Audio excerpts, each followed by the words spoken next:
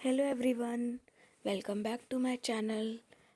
जैसा कि last video में हमने फोर्स के बारे में पढ़ा था एंड इस वीडियो में हमें कुछ पॉइंट से करना है। तो सबसे पहले एक बार रिकॉल कर लेते हैं कि लास्ट वीडियो में हमने क्या क्या पढ़ा था। ठीक है, तो सबसे पहले हमने पढ़ा था फोर्स। तो फोर्स की डेफिनेशन क्या दी हुई है आपको? पुश और pull on any object is called a force. किसी भी चीज़ के ऊपर किसी चीज़ को धक्का मारना या फिर उस चीज़ को खींचना एक आपका फोर्स कहलाता है। ठीक है, देन मैंने आपको कुछ होमवर्क दिए थे, जैसे कि ये जो टेबल में आपको कुछ सिचुएशंस दी हुई है उसमें आपको बताना है कि कौन सा फोर्स, कौन सा एक्शन हो रहा है। Pushing, pulling, picking, hitting, lifting, lowering, flying, kicking, throwing, shutting, flicking. ठीक है, या फिर पुश और पुल हो रहा है तो हमें यहाँ पर यस या फिर नो लिखना है। ठीक है, देन हमने इसमें पढ़ा था कि फोर्स कब होता है, जब मतलब किसी भी दो चीज़ के बीच में। ठीक है, जैसा कि इसमें फर्स्ट एग्जांपल हमने पढ़ा था कि एक कार है और उसके पीछे एक बंदा खड़ा है, पर उन दोनों के बीच में कुछ नहीं हो रहा, ना बंदा हिल रहा और ना ही कार हिल रही, यानी कि यहाँ पर कोई फोर्स नहीं लग रहा। पर ऐसे ही जब बंदे ने कार को धक्का मारना, पुश करना स्टार्ट किया, तब वो क्या हुआ, एक फोर्स हुआ और कार जो है वो आगे की तरफ मूव करने लग गई जिस डायरेक्शन में उसने अपना फोर्स लगाया था। ठीक है, ऐसी कुछ और एग्जांपल्स भी पढ़े थे।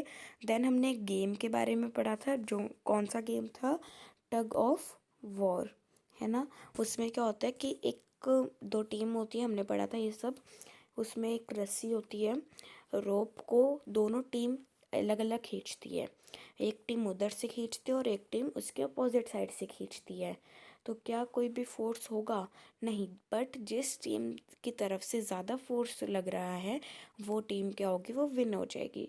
ठीक है, ऐसे ही हमने पढ़ा था कि हमने एक अलमारी का एग्जांपल लिया था।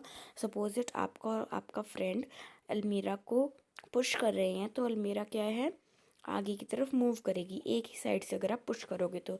बट ऐसे ही अलमीरा को अगर आप यहाँ से कर रहे हो और आपका फ्रेंड अपोजिट साइड से कर रहा है तो नहीं होगी, अलमीरा यहाँ की यहाँ रह ही जाएगी। और यहीं पर अगर ये अलमीरा है, यहाँ पर आप हो, यहाँ पर एक बॉडी बिल्डर है, तो यहाँ वाली जो साइड होगी वो अलमीरा आगे की तरफ मूव करेगी जिस तरफ से फोर्स लग रहा है। ठीक है, जिस साइड से, जिस डायरेक्शन से। ओके, देन हमने पढ़ा था कि जो फोर्स है वो एक चीज़ की शेप भी चेंज कर देता है ना। Force can change a shape of any object. For example हमने सबसे पहले एक डव का एग्जांपल लिया था, एक आटे का एग्जांपल लिया था। उसमें हमने क्या किया था कि जब डव पूरा पाउडर था, उसको हमने पानी, वाटर वगैरह सब डाल के हमने क्या किया, उसको एक डव बनाया पूरा। ठीक है, उसके बाद हमने चपाती बनाने के लिए उसको रोल किया। चपाती को गोल करने के लिए हमने उसको बेला और फिर बड़ा किया, है ना। तो क्या हो रहा है, फोर्स ही तो लग रहा है इसमें। तो force can change shape of any object. ठीक है, देन आगे करते हैं। आज हमें यहाँ से करना है।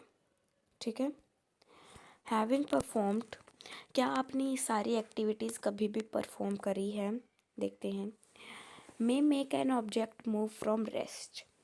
ऑब्वियस सी बात है, मान लो आप फुटबॉल खेल रहे हो। फुटबॉल क्या थी, पहले ऐसी पड़ी हुई थी, उसके बाद आपने उसको उठाकर क्या किया, खेलना शुरू किया, है ना। फुटबॉल पहले क्या थी, रेस्ट पर थी, फिर उसको आपने उस फुटबॉल को मूव करवाया, है ना। सेकंड, ये तो भाई हमने किया है। ठीक है, second, may change the speed of an object if it is moving. क्या आपने कभी किसी भी ऑब्जेक्ट की स्पीड को चेंज किया है जब, अगर वो मूविंग ऑब्जेक्ट है तो? मूविंग ऑब्जेक्ट मतलब कैसे हो गया, वो मूव कर सकती है।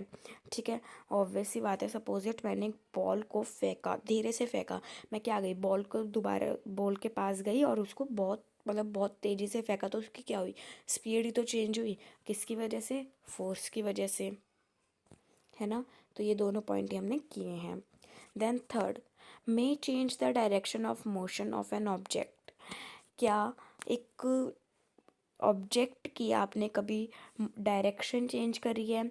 यस करी है। मैं जैसा कि हमने ऊपर पढ़ा था कि पहले आपको अपनी पाम आगे लगानी है, बॉल जैसे ही आए पाम आगे लगाकर एकदम से हटा देना कि आपके पाम ने कोई भी फोर्स रिएक्ट किया।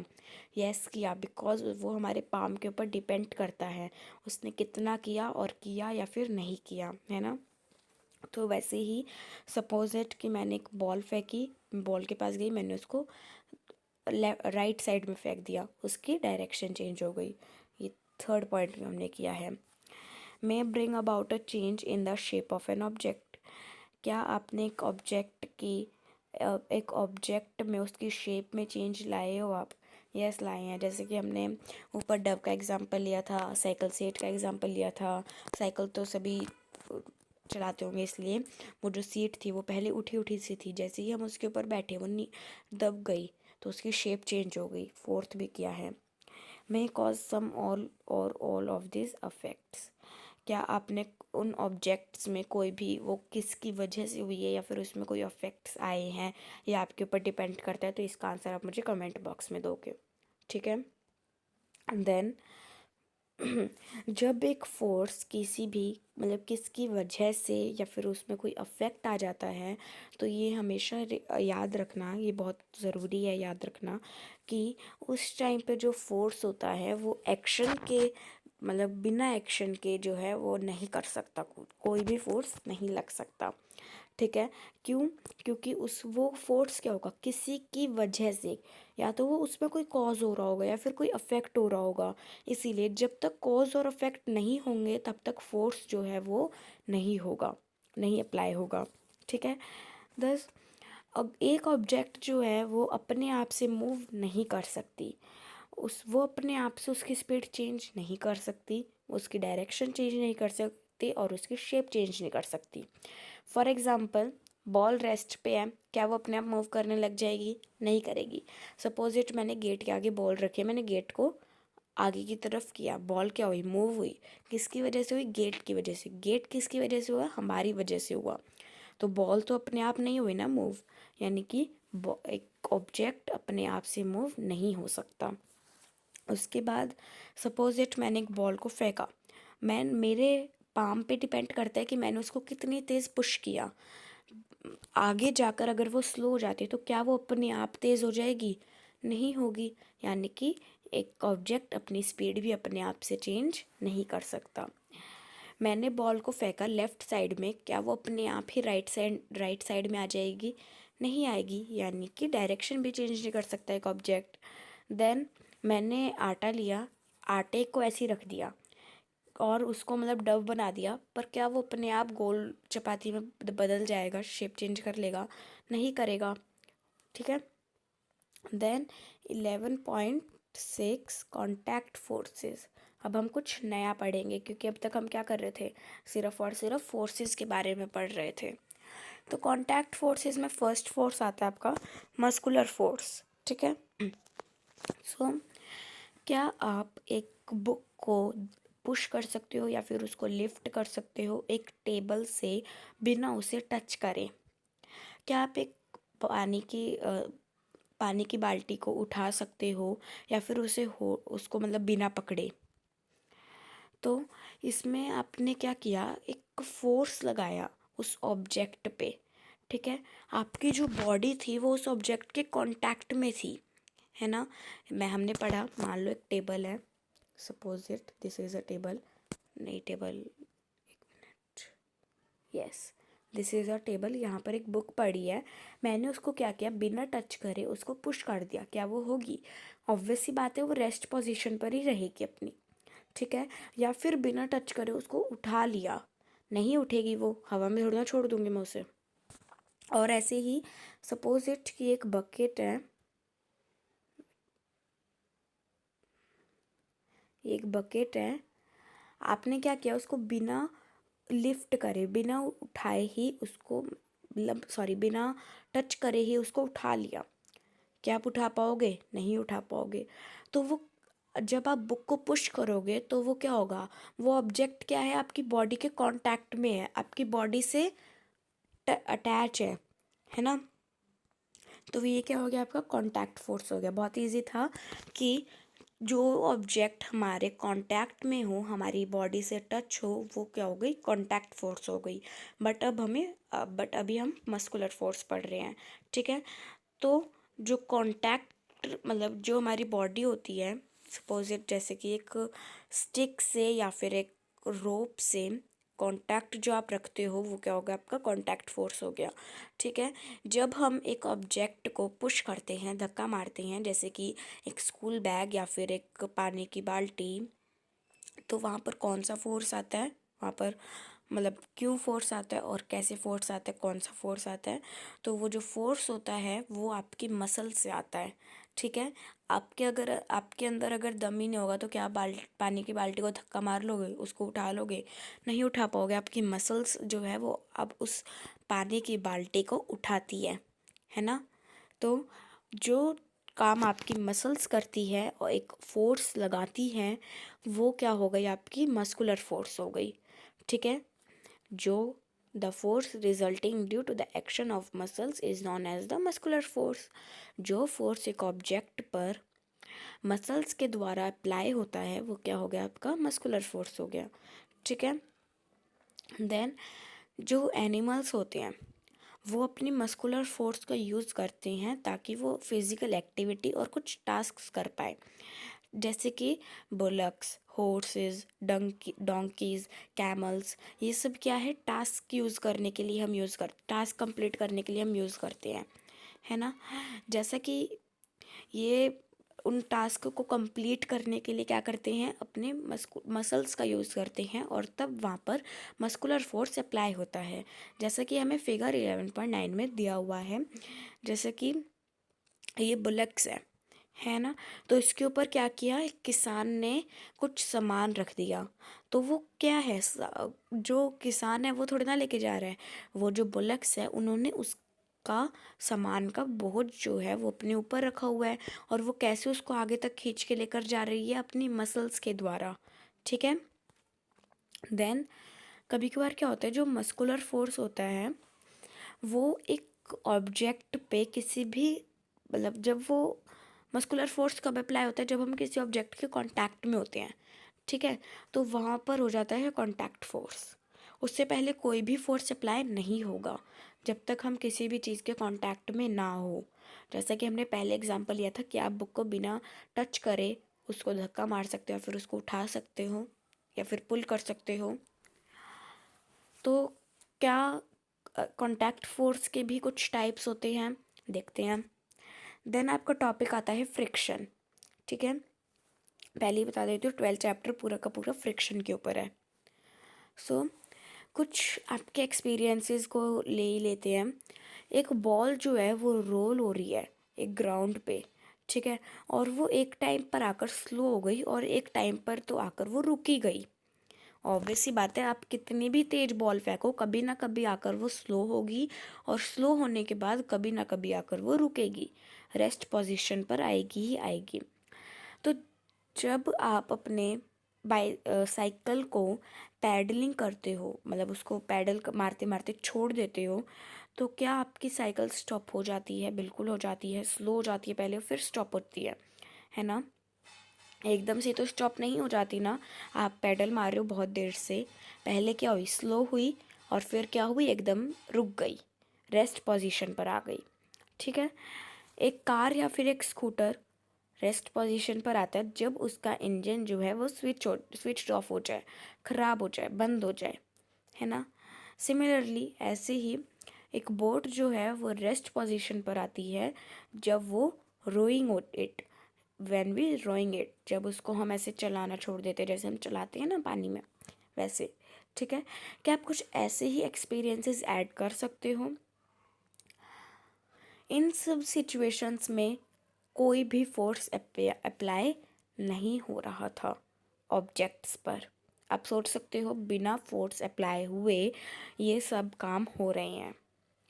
तो ये जो स्पीड होती है ये बढ़ भी जाती है, कम भी हो जाती है अपने आप ही, क्योंकि इसमें क्या है, रेस्ट पोजीशन पर एक टाइम के बाद आना ही आना होता है इन्हें, ठीक है। तो इन सब सिचुएशंस में क्या कॉज हो रहा है कि क्यों इनका जो मोशन है वो चेंज हो रहा है, ठीक है, और वो अपना मोशन भी चेंज कर लेते हैं। देन जो डायरेक्शन है फोर्स की वो इन सब केसेस में हो रही है चेंज, है ना। सो जो फोर्स होता है, जो एक ऑब्जेक्ट की स्पीड को चेंज करने के लिए रिस्पॉन्सिबल होता है, एक ऑब्जेक्ट की, जो कि इन सब एग्जांपल्स में हो रहा था, उन्हें हम कहते हैं फ्रिक्शन, ठीक है, फोर्स ऑफ फ्रिक्शन। आपको नहीं समझ आया है नो, फॉर एग्जांपल ये रहा, मान लो कि एक बाईसाइकिल चला रही हूँ मैं, उसके पैडल मारना मैंने छोड़ दिए एकदम से ही, ठीक है, वो स्लो हुई, स्लो होने के बाद क्या हुआ, उसकी ना डायरेक्शन चेंज होने लग जाती है, वो सीधी सीधी नहीं चल पाती जब तक हम पैडल नहीं मारते, है ना। वैसे टेढ़ी होने लग जाती है, तो क्या हो रहा है, उसकी डायरेक्शन चेंज हो रही है, बट हमने तो कुछ किया ही नहीं, हमने तो हैंडल को छेड़ा ही नहीं, है ना। तो वहाँ पर क्या हो गया, फ्रिक्शन हो गया, जिसमें एक फोर्स जो है वो रिस्पॉन्सिबल होता है एक ऑब्जेक्ट की डायरेक्शन चेंज करने के लिए, जैसा कि इन सब एग्जांपल्स में हो रहा था, उसे हम कहते हैं फ्रिक्शन, ठीक है।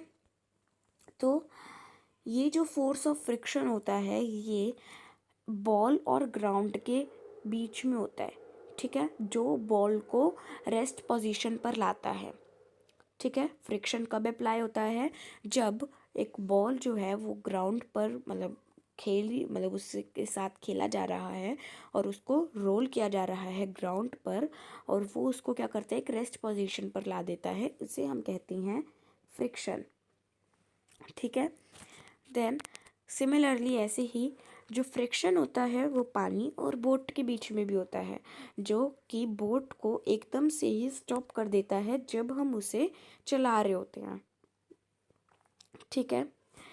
तो जो फोर्स ऑफ फ्रिक्शन होता है वो हमेशा मूविंग ऑब्जेक्ट्स में अप्लाई होता है, और उसकी जो डायरेक्शन होती है उसके अपोजिट डायरेक्शन का मोशन भी चेंज कर देता है। सपोज इट कि मेरी बाइसाइकिल यहाँ से जा रही है, यहाँ से मैं ऐसे सीधे सीधे उसको चला रही हूँ, एकदम से ही क्या हुआ, फ्रिक्शन, मैंने पैडल मारना छोड़ दिया, फ्रिक्शन आया, फ्रिक्शन ने क्या किया, घुमा कर मेरी बाइसाइकिल को इधर ले आया, ठीक है। अब मेरी बाइसाइकिल क्या हुई, इधर जाने लग गई, किसकी वजह से हुआ, वो फ्रिक्शन की वजह से हुआ, फ्रिक्शन की वजह से हुआ, ठीक है। सो कभी कभार जो फोर्स होता है वो कांटेक्ट के सरफेसेस के कांटेक्ट में आ जाता है, जैसे कि ग्राउंड है, तो वेट ये ग्राउंड है, तो यहाँ पर क्या है, आपका फ्रिक्शन आ जाता है कभी कभार, हमेशा नहीं, कभी कभार, ठीक है। तो ये सब जो थे वो एग्जाम्पल थे आपके कांटेक्ट फोर्स के। आप फ्रिक्शन के बारे में चैप्टर 12 में पढ़ोगे, मैंने आपको पहले ही बताया था, चैप्टर 12 का नाम ही फ्रिक्शन है। तो आप सब मतलब हैरान हो गए होंगे कि फोर्स किस किस टाइप के होते हैं और कैसे कैसे आ जाते हैं और हमें पता भी नहीं चलता, है ना। तो नेक्स्ट आता है आपका 11.7, that is non contact force. अभी हमने पढ़ा कॉन्टैक्ट फोर्स जिसमें आया था आपका मस्कुलर फोर्स, ठीक है। अब हम पढ़ेंगे नॉन कॉन्टैक्ट फोर्स जिसमें फर्स्ट टॉपिक है आपका मैग्नेटिक फोर्स, मैग्नेटिक फोर्स, ठीक है।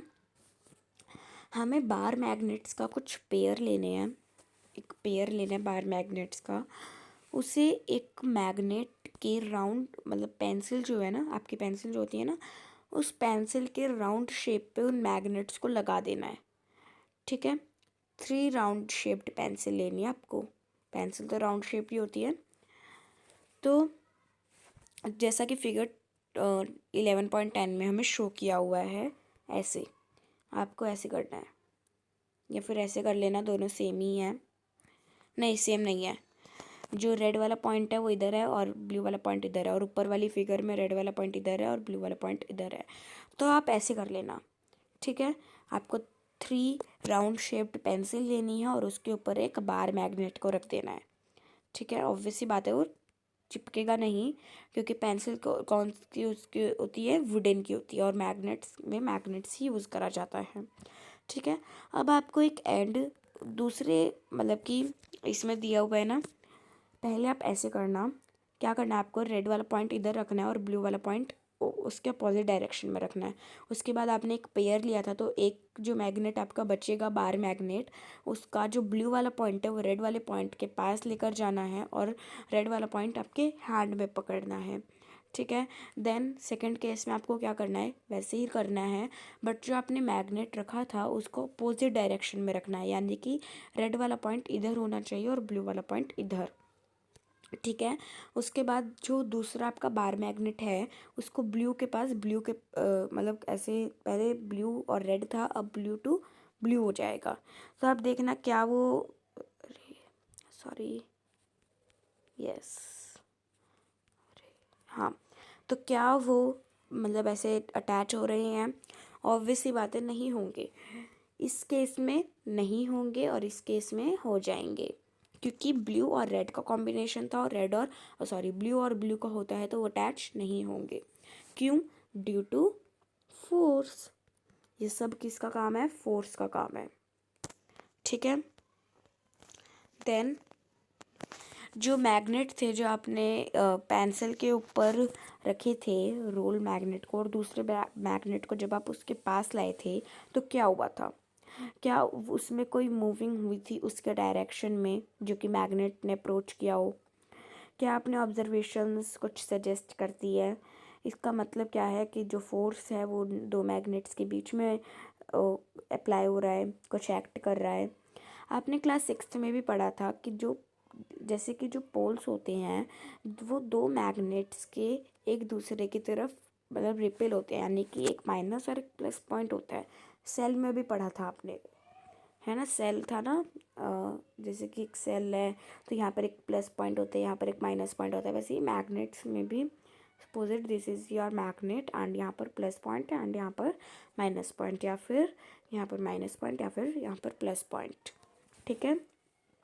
तो जो दो ऑब्जेक्ट्स के बीच में एक अटैचमेंट होती है वो किसकी वजह से होती है? पुल और पुश की वजह से होती है। मैंने आपको पहले ही बताया था। ठीक है।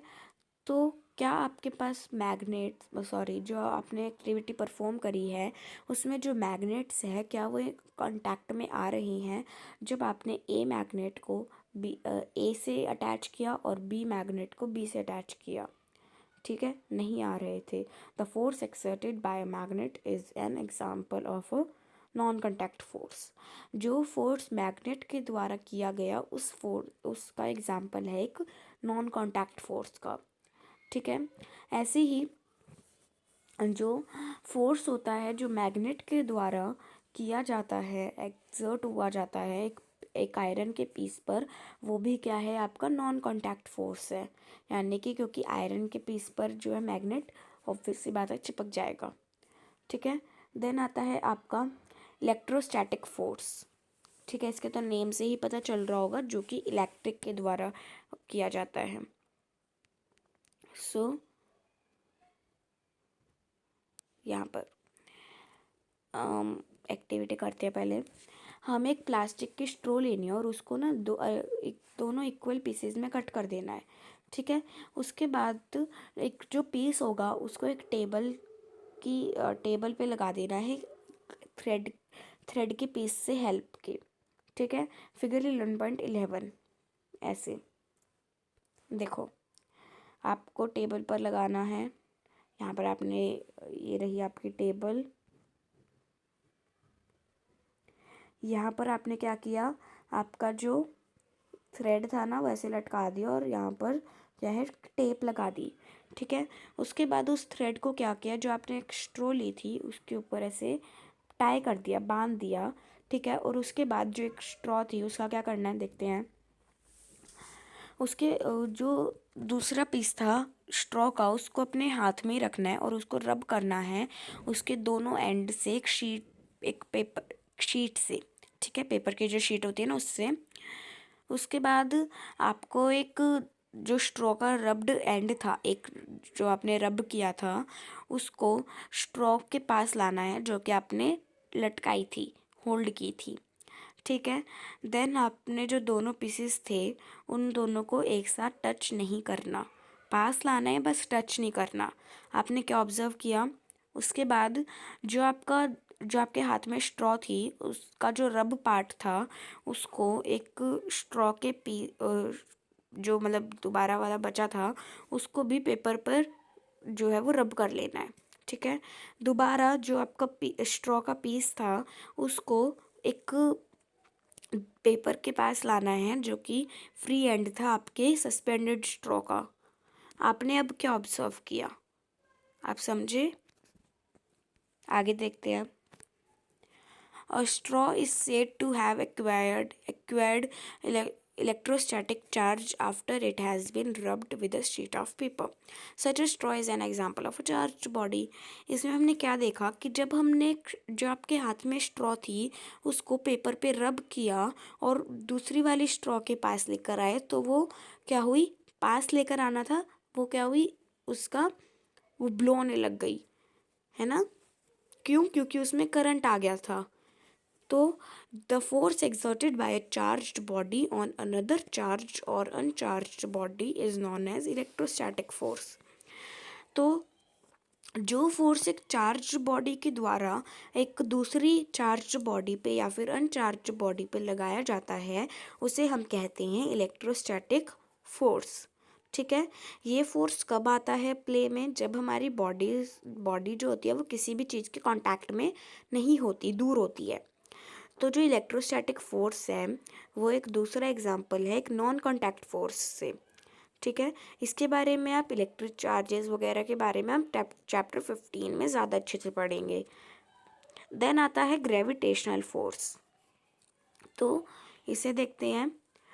आपको पता है कि जो कॉइन है या फिर जो पेन है वो ग्राउंड से स्लिप हो जाता है आपके हैंड के द्वारा, है ना?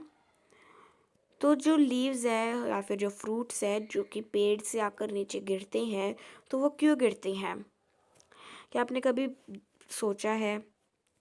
जो कॉइन है आपके जो हाथ में था और वो जो रेस्ट पोजीशन पर था वो क्यों फिसल गया? As soon as it is realized it begins to move downwards. It is clear that state of motion of the coin undergoes a change. Can this happen without a force acting on it? Which is this force? देखो, objects or things fall towards the earth because it pulls them. This force is called the force of gravity or just gravity. तो इसमें हमने क्या देखा कि आप suppose it this is your coin and ये आपका है ग्राउंड, आपके हाथ में कॉइन है और आपने उसे नीचे फेंका तो वो किसकी वजह से हुआ? ग्रेविटी की वजह से हुआ। ठीक है। क्या आप एक ग्राउंड पे कोई चीज़ पड़ी है और उसे हवा में ऐसे मतलब ला सकते हैं? सिर्फ वो हवा में हवा के बैलेंस से रहेगा? नहीं ला सकते बिकॉज ऑफ ग्रेविटी। ठीक है। Then gravity is not a property of the earth alone. In fact, every object in the universe, whether small or large, exerts a force on every other object. This force is known as the gravitational force. मैंने बताया कि कोई भी चीज़ छोटी हो चाहे बड़ी हो, एक सरफेस से जब वो ऊपर की तरफ आती है तो वो क्यों आती है? ग्रेविटेशनल फोर्स की वजह से आती है। ठीक है। Then 11.8 pressure. अब हमने फोर्स के बारे में तो बहुत पढ़ लिया। ग्रेविटेशनल फोर्स पढ़ा, नॉन कांटेक्ट फोर्स पढ़ा, मस्कुलर फोर्स, कांटेक्ट फोर्स। ठीक है। बट अब हम पढ़ेंगे प्रेशर के बारे में क्योंकि चैप्टर का नाम क्या है? Force and pressure. तो हमें प्रेशर के बारे में भी पढ़ना है। तो you have learnt in class 7 that strong winds during a storm or a cyclone can blow away even the rooftops. You also learned that winds and cyclones are caused by the differences in air and air pressure. Is there any relation between pressure and force? Let us find out. आपने class 7th में भी पढ़ा था कि तेज़ wind मतलब कि ज़्यादा तेज़ तूफान की वजह से जो स्टॉर्म या फिर साइक्लोन की वजह से क्या होते हैं कि मतलब ऐसे बहुत बड़े बड़े नुकसान हो जाते हैं, है ना? आपने ये भी पढ़ा था कि जो विंड्स और साइक्लोन्स जो होते हैं वो एयर प्रेशर की वजह से कॉज होते हैं। एयर जितनी ज़्यादा तेज होगी उतनी ज़्यादा ही विंड्स या फिर साइक्लोन्स होंगे। क्या प्रेशर और फोर्स के बीच में कोई रिलेशन है? चलो देखते हैं। Try to push a nail into a wooden plank by its head. Did you succeed? Try now to push the nail by the pointed end. Figure 11.12. Could you do it this time? आपको एक table लेनी है या फिर कोई भी wooden की कोई भी चीज़ ले लेना, हथौड़ी लेना और एक कील लेना, ठीक है। कील को हथौड़ी से ऐसे मारने लग जाना। क्या आपने कभी किया है?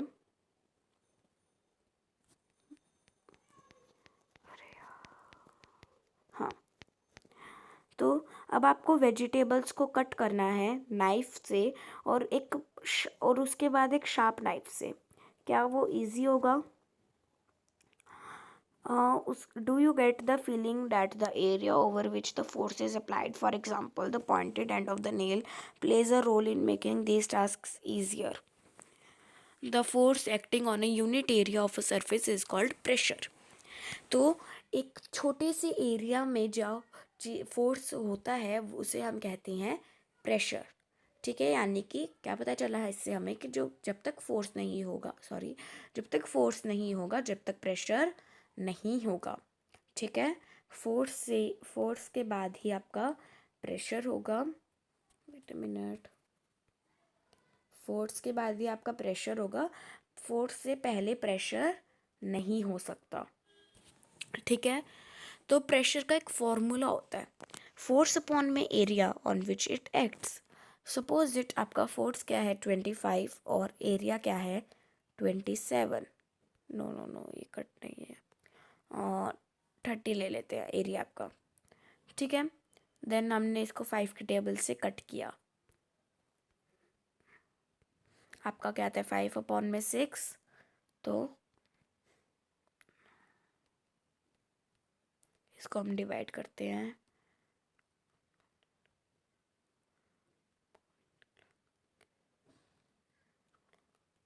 तो आपका क्या आ गया 1.2 आ गया। यानी कि आपका प्रेशर कितना है उस यूनिट एरिया पे 1.2 क्या है आपका प्रेशर है, ठीक है। Then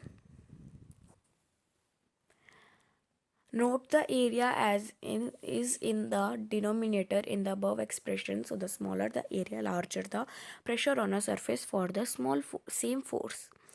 The area of the pointed end of the nail is much smaller than that of its head. The same force therefore produces a pressure sufficient to push the pointed end of the nail into the wooden plank. मैंने बताया कि जैसे हमने solve किया एक example लेकर, वैसे ही इसमें सॉल्व करना है, बट हमें जो एरिया है वो स्मॉलर होना चाहिए और जो फोर्स है वो ज़्यादा होना चाहिए, ठीक है। देन आपको 11.9 pressure exerted by liquids and gases. जो प्रेशर है वो लिक्विड और गैसेस के द्वारा ही अप्लाई होगा, उससे पहले नहीं होगा और फोर्स से पहले भी नहीं होगा। यहाँ पर आप फोर्स भी ऐड कर सकते हो, ठीक है। देन हमें एक ट्रांसपेरेंट ग्लास ट्यूब लेनी है या फिर हम प्लास्टिक की पाइप भी ले सकते हैं, और जो पाइप या फिर ट्यूब की लेंथ होगी वो कितनी होगी 25 सेंटीमीटर, और उसका जो डायामीटर होगा वो 5 से 7.5 या फिर 5.5 सेंटीमीटर होना चाहिए, ठीक है। उसके बाद हमें एक पतली सी शीट का भी जो है वो पीस लेना है, और वो जो रबर होगा वो अच्छी क्वालिटी का होना चाहिए, ठीक है। रबर बैलून लेना है हमें अच्छी क्वालिटी का। उसके बाद हमें उस रबर शीट को बहुत अच्छे से स्ट्रेच कर देना है और दोनों पाइप को अच्छे से tightly over one end of the pipe, ठीक है। उसकी एक पाइप के एक एंड से उसको टाइटली पैक कर देना है, बिल्कुल उसके अंदर घुसा देना है, ठीक है। उसके बाद हमें उस पाइप को मिडल में होल्ड रखना है और उसे एक वर्टिकल पोजीशन पे रखना है, ठीक है। होल्ड करना है और उसे एक वर्टिकल पोजीशन पे रखना है, जैसा कि हमें 11.14 में दिया हुआ है। उसके बाद आप अपने एक फ्रेंड से बोलो कि वो कुछ पाइप में पानी डाल दे, ठीक है। वो जो रबर शीट होगी क्या वो बाहर आ जाएगी, या फिर हमें जो हाइट होगी वाटर की जितना हमने डाला होगा जो कि पाइप में डाला है वो कितनी होगी, वो भी आपको नोट करके रखनी है, ठीक है।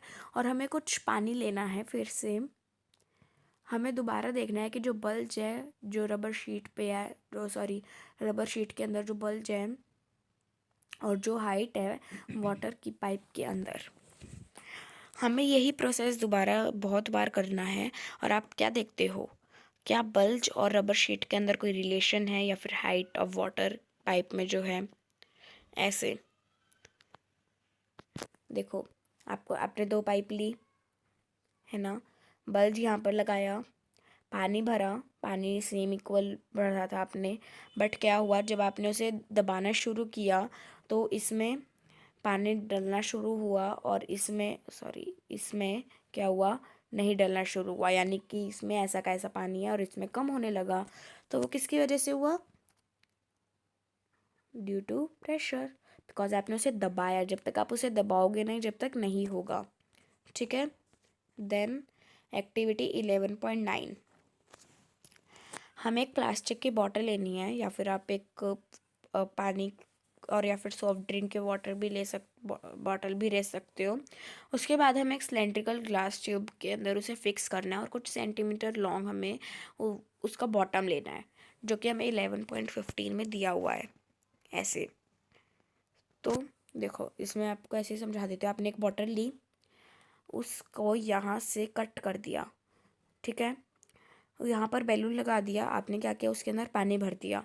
पानी क्या होने लग गया, बैलून के अंदर जाने लग गया क्योंकि आपने वहाँ से कट लगा दिया था और बैलून उसके आगे था, तो पानी को सिर्फ और सिर्फ बैलून के अंदर जाने का स्पेस मिला। ऐसे ही आपने एक और बॉटल ली, दो बॉटल लेनी है, उसमें भी आपने क्या किया, दोनों साइड से होल्स कर दिए, बट बैलून के अंदर बैलून वगैरह कुछ नहीं लगाया। पानी क्या होगा, नीचे गिरेगा दोनों साइड से, है ना। तो वो क्यों गिरेगा, प्रेशर की वजह से गिरेगा। ठीक है। देन आपका आता है 11.10 atmospheric pressure. This envelope of air is known as the atmosphere. Air कैसी है, वेदर कैसा है, क्या होगा, हमारा एटमॉस्फेयर हो जाएगा वो। तो जो एटमॉस्फेरिक एयर होती है वो कुछ किलोमीटर्स के ऊपर होती है सरफेस, अर्थ के सरफेस से। ठीक है। तो जो प्रेशर एयर के द्वारा एग्जर्ट किया जाता है वो हो जाता है हमारा एटमॉस्फेरिक प्रेशर। ठीक है। हमें पता है कि हम कैसे प्रेशर को निकालते हैं। प्रेशर जो है वो एक पर यूनिट एरिया पे अप्लाई होता है। ठीक है। तो यही था हमारा एटमॉस्फेरिक प्रेशर पे। Then your chapter is all about this. So in next video we will do chapter 12 or any other subject of class 8. If you like the video, so please like it, share it and subscribe my channel and press the bell icon also. तब तक के लिए bye bye.